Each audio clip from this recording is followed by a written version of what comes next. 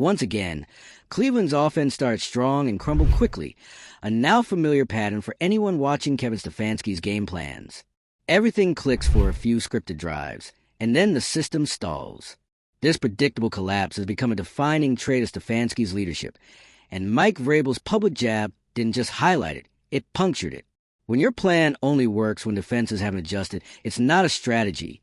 If you're into the real story and all the messy twists they don't show on highlight reels, go ahead and subscribe. And if you're sticking around to see how this Browns QB chaos plays out, you should definitely be subscribed. It's a flaw. The Browns are living in that flaw week after week with no signs of learning and while the scheme fails, Shedeur Sanders watches from the sideline, a dynamic playmaker being sidelined in favor of a quarterback who struggles under pressure. That contrast is what's killing confidence in this coaching regime. Cleveland doesn't just need a new game plan. It needs a new philosophy. Because no amount of scripted polish can hide the deeper issue. A refusal to trust the players who can truly change the game. Mike Vrabel didn't tiptoe. He didn't hint. He didn't suggest. He didn't drop a veiled critique with a wink and a nod. No, he came straight for Kevin Stefanski's neck on live television with a phrase that shook NFL circles, "Gimmick coach." And just like that, the Browns' quietly building quarterback disaster became front-page material. It was already a mess. Vrabel just lit the match. This wasn't some casual hot take. This was a public dismantling by a respected former coach who's seen enough. Enough bad play calling. Enough excuses. Enough of watching Cleveland bench one of the most promising young quarterbacks in the league, Shedeur Sanders, for reasons that no one, not even a locker room, seemed to understand. Vrabel said what a lot of people inside and outside the league have been whispering for weeks. Kevin Stefanski isn't just mishandling the Browns. He's actively holding them back. Let's talk about why this exploded the way it did. The quarterback position is everything in the NFL. And when you have a guy like Shedeur Sanders, who's proven in every brief moment he's been allowed to touch the field that he brings energy, intelligence, and serious leadership, and you still choose to start a rookie like Dillon Gabriel, who's visibly not ready, you better have a really good reason. Stefanski doesn't. Or if he does, he's keeping it to himself because we haven't heard it. No transparency, no explanation, just this quiet, stubborn insistence on doing it his way, even when his way has the Browns spiraling. And that's why Vrabel's comment landed so hard. It wasn't just about Stefanski's obsession with scripted plays or his refusal to adjust once opponents adapt. It was about ego, about a coach who's so deep in his own system that he can't see what's happening in front of him. Sanders should be starting. That's not a bold take anymore. It's obvious. When he's on the field, the offense clicks in a way it simply doesn't with Gabriel. He sees the field. He commands a huddle. He brings life to a team that's flatlining. But week after week, Stefanski sidelines that spark. He chooses a guy who's struggling, who's not adjusting, who looks like he's still trying to figure out where the blitz is coming from. Because, according to Stefanski, the process is still, except it's not. The process has been broken since Sanders was benched. It's not just about losing games. It's about how they're losing. Predictable, conservative, uninspired. Defenses have figured them out before halftime. The scripted plays get snuffed out. And once they do, there's nothing left. And Stefanski? No adjustments. No in-game creativity. Just more of the same. And that's why Vrabel called him a gimmick coach. Because that's what this offense is. A well-rehearsed routine that only works if the opponent forgets their lines. The second someone improvises, it all falls apart. And now, it's not just analysts talking. Players are showing it. Sideline body language, confused expressions, half-hearted fist bumps. There's tension. That trust between a locker room and its head coach, it's cracking. Fast. You think guys don't notice when your most talented quarterback can't even get a drive in the second half while the offense is drowning? Of course they notice. And worse, they start wondering what the real motive is. Is this about winning or about proving a point? Because this doesn't look like a football decision anymore. It looks personal. It looks like ego over logic. And that's a culture killer. And let's not forget the fans. Cleveland fans aren't casual. They live and breathe this team. They've sat through more rebuilds than most franchises have had coaches. And now, with real talent on the roster, they're watching a repeat. Another regime making baffling decisions. Another promising quarterback being wasted while the team pretends everything is fine. Fans aren't buying it. The comment sections, the post-game shows, the national coverage. It's unanimous. This is a meltdown in progress. And the one guy who could potentially pull him out of it is stuck watching from the bench, while the coaching staff burns down the offense with a bad match and a cheap playbook. Even the media is done pretending this is normal. National outlets are calling out the dysfunction. Analysts are throwing up side-by-side stats showing just how much better Sanders is under pressure, how much more efficient the offense looks when he's in command. So what's Stefanski's plan? Keep waiting? Keep sticking to a scheme that's already lost the locker room and the fans? Hope that the media eventually moves on to the next scandal? He can't keep running from this. The backlash is no longer a ripple. It's a wave, a storm that's growing by the week. And if he's not willing to change course, it's going to take him down. You can't bench talent and survive in this league. Not without results. And right now, Cleveland has neither. And here's the real danger. It's not just about this season anymore. Every week Sanders is sidelined is another week of lost development. Quarterbacks grow through live reps, through mistakes, through adversity. You don't build a franchise quarterback by having him hold a clipboard while your team sinks into irrelevance. And if they're not careful, they're going to break him before he ever gets the chance to lead. That's what makes this so maddening. The Browns have a rare opportunity here. They have a quarterback who wants the pressure, who can lead, who has already shown more upside than the current starter. And they're blowing it, not because of a lack of talent, but because of fear, pride, inflexibility. There's still time to fix it, but not much. Stefanski needs to do the one thing he's refused to do all year. Admit the plan isn't working. Bench Gabriel. Start Sanders. And more importantly, build the offense around him, not the script. Because this isn't about one bad season anymore. It's about identity. About whether this team has the guts to change direction, or if it's going to collapse under the weight of its own stubbornness. There's no more room for error. The locker room knows it. The fans know it. Even the media knows it. The only person who still seems to be in denial is the guy holding the headset. So what now? Is Stefanski going to stick to the script until the bitter end? Or is he finally going to hand the ball to the player who gives Cleveland its best chance to win? Not just now, but in the years ahead? That's the question hanging over this franchise. And every game that passes without an answer brings them one step closer to total collapse. Let me know what you think in the comments. Is Stefanski already past the point of no return? Should Sanders have been starting weeks ago? And can the Browns fix this mess before it's too late? Like if you're tired of watching promising talent rot on the bench, share this with a friend who's still screaming at their TV every Sunday. And subscribe if you want more real breakdowns of the NFL's most chaotic decisions. Because with Cleveland, this isn't over. It's just beginning. The truth is, this isn't just a quarterback controversy anymore. It's a full-blown identity crisis for Cleveland Browns. Every week that Kevin Stefanski trots out Dylan Gabriel and leaves Shedeur Sanders on the sideline, the message gets louder and not in the way a professional football team wants. The Browns are telling their locker room, their fans, and the entire league that development, merit, and momentum mean nothing if they don't fit within the confines of a rigid, outdated system. And that's why Mike Vrabel's now infamous gimmick coach comment hit like a sledgehammer. Because he said what others wouldn't. He cut through the vague pressers, the carefully worded statements, and the passive leadership, and he called it for what it is. This is an innovation. It's fear dressed up as strategy. It's one thing for a head coach to have a system. It's another to blindly cling to it as it collapses around him.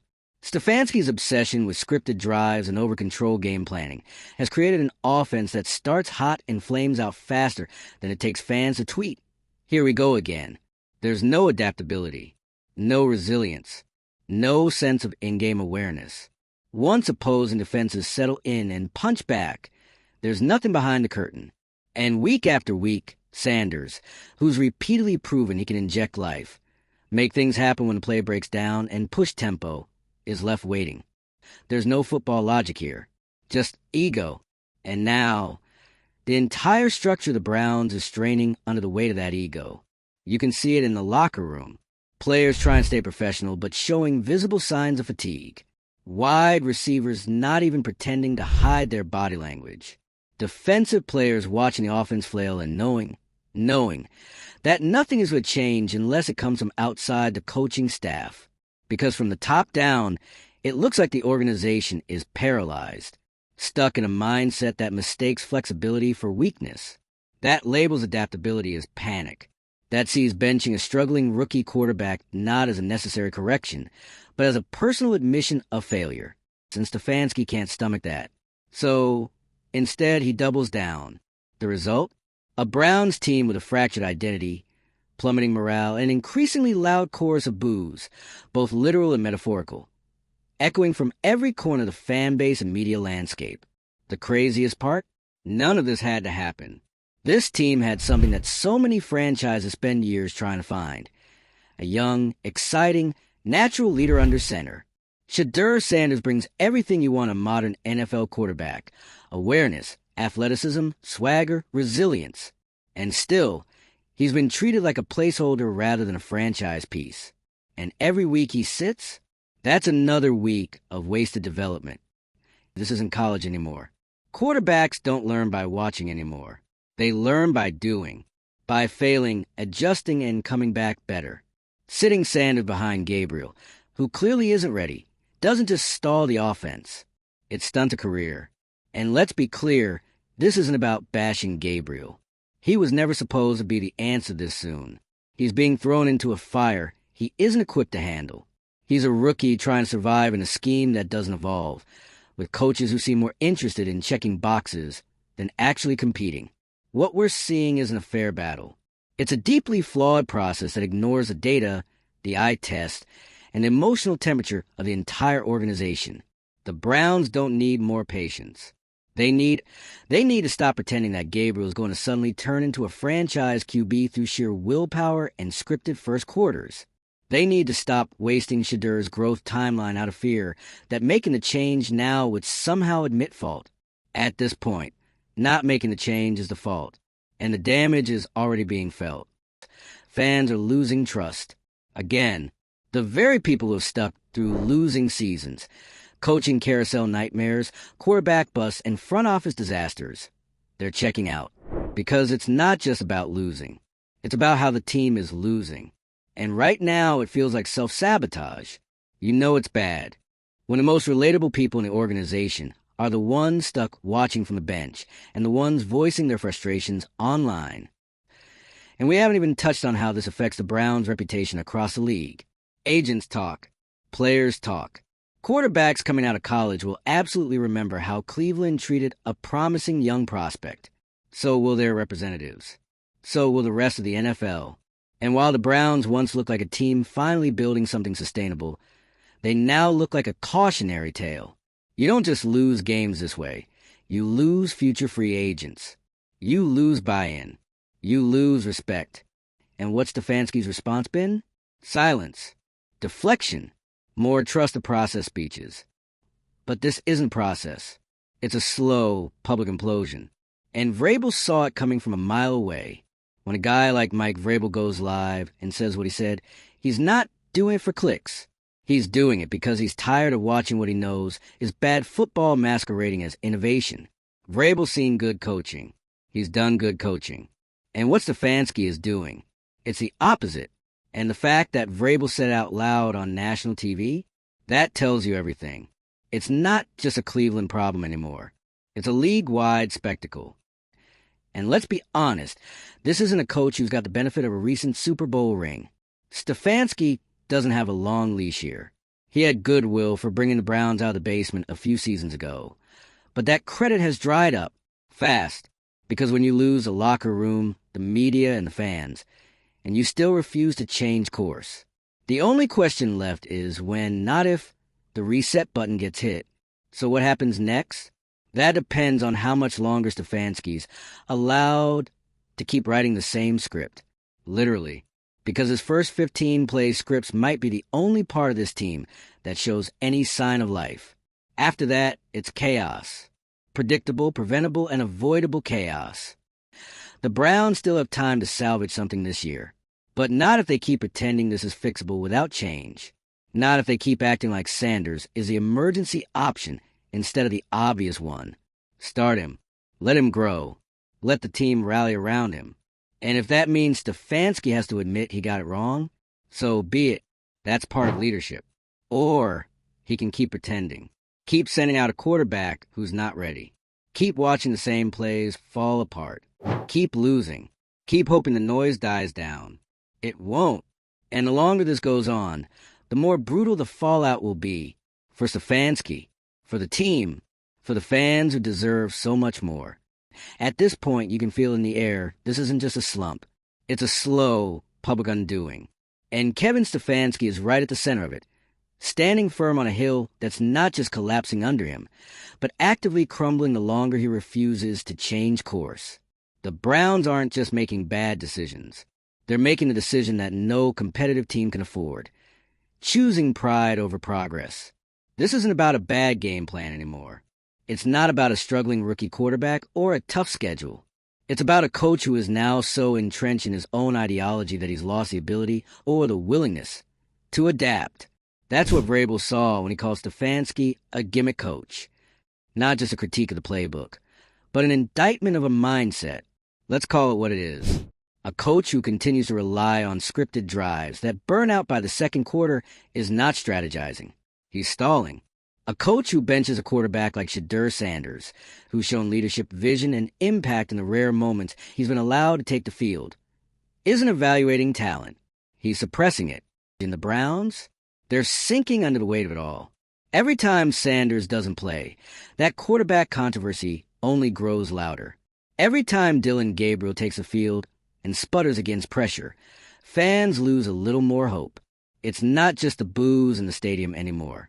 It's the headlines, the press conferences, the players' eyes on the sideline. There's a disconnect, and it's deep. You have a team built around potential, an actual foundation of young talent. But instead of maximizing it, Stefanski is treating this season like a classroom exercise in theoretical football. Except this isn't theory. It's the NFL. And in the NFL, development windows are short, locker room trust is fragile, and your next job is never guaranteed. What message does it send to the locker room when your best quarterback, your leader, isn't even being given a real chance? What does that tell your receivers? Your offensive line? The guys on defense putting in elite-level effort just to watch the offense get walked off the field again and again? The unspoken answer is, we don't care about what works. We care about what we planned. And that's the kind of messaging that doesn't just kill momentum, it kills culture. Because let's not forget, Cleveland had culture. It was starting to build, painfully and slowly, yes, but it was there. There was energy when Sanders was drafted. There was excitement, a spark. People talked about this team differently, not as a perennial disaster, but as a sleeper, a rebuild worth believing in. And now, that momentum has been suffocated under weeks of stale offense, lifeless play calling, and leadership that won't budge, even when the writing is clear across every scoreboard and stat sheet. Dillon Gabriel is not ready. That's not an insult. It's just the truth. And continuing to put him in that position isn't just unfair to him. It's actively hurting the team. Every snap he takes is a missed opportunity for Sanders. Every possession that stalls out before midfield is another crack in the foundation that Stefanski swears is being built. But nothing is being built. The blueprint is flawed, and the tools are being left on the sideline. The media isn't exaggerating. The criticism isn't reactionary. This is a team on the brink of wasting another season. And worse, another quarterback. And that's the nightmare scenario. That Sanders, who should be building confidence, chemistry, and command of the NFL game, instead becomes another name in a long list of Cleveland what-ifs, not because of the lack of talent, but because the coach who was supposed to guide him decided he knew better than everyone else, even when the evidence said otherwise. The Browns can't afford to burn another young quarterback. They can't afford to watch this repeat again. Not after all the promise. Not after everything the franchise has been through. Not when the fix is right in front of them. Start Sanders. Let the team rally around him. build the playbook around his strengths instead of trying to force everyone into a system that clearly doesn't fit. And most of all, stop pretending the situation is going to magically fix itself. Because that's the most frustrating part of all. This could have been avoided. If the switch had been made 2, 3, even 4 games ago, maybe things would look different. Maybe the Browns would be in the playoff hunt. Maybe the offense would have rhythm. Maybe the locker room would still have belief. But every week that goes by, those maybes fade. And the longer Stefanski waits, the more obvious it becomes that this isn't about football anymore. It's about control, about proving that he's right, even when everything around him says he's wrong. Leadership doesn't mean never being wrong. It means knowing when to change, knowing when to let go of the plan for the good of the people you're leading. Right now, Stefanski is choosing himself over the team, and it's showing. The Browns don't need a savior. They already have the talent. They need someone who will use it. There's still time to turn this around, but it has to start with accountability, not just for the losing record or the empty drives, but for the decisions that created them. That starts at quarterback. That starts with giving Sanders the chance he's earned. And if Stefanski won't make that call, then ownership has to ask itself the question that's been floating above this team all season long. Is this a guy we trust with our future? Because right now, it doesn't look like he trusts it. Let us know where you stand. Should Shedeur Sanders be the starter moving forward? Is Kevin Stefanski already out of second chances? And can Cleveland recover from yet another avoidable collapse? Like this if you're tired of coaches protecting systems instead of players. Share it with anyone who's still defending the benching. And hit that subscribe button if you want real talk every time the NFL gives us another mess to sort through. Because when it comes to Cleveland, the drama isn't slowing down anytime soon.